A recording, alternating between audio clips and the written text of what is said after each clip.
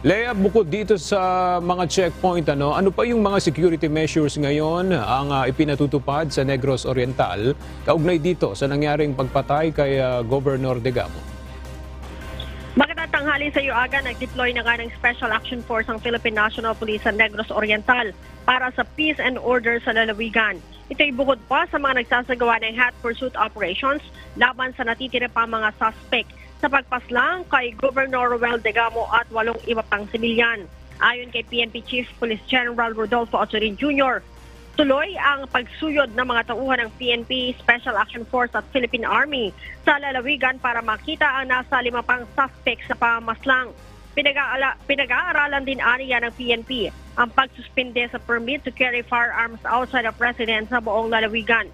Ibig sabihin, paiiralin ang gun ban at bawal magbitbit ng baril ang sinumang individual maliban sa mga miyembro ng law enforcement group.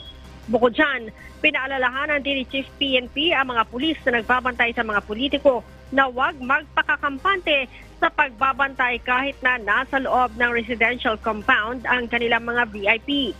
Sa mga checkpoint naman, dapat na rin aniyang sitahin kahit na naka-uniforme ng pulis at sundalo at hanapan ang mga ito ng ID. Dapat din aniyang pagdudahan ang mga private vehicle na gumagamit ng blinker o wangwang dahil ipinagbabawal sa batas ang paggamit nito sa mga pribadong sasakyan. Matatanda ang mga nakasuot ng uniforme ng sundalo ang mga suspect na pumasok sa bahay ni Governor Degamo at pinagbabaril ito. Gumamit din ang mga suspect ng 3 pribadong sasakyan na pawang mayroong mga blinker.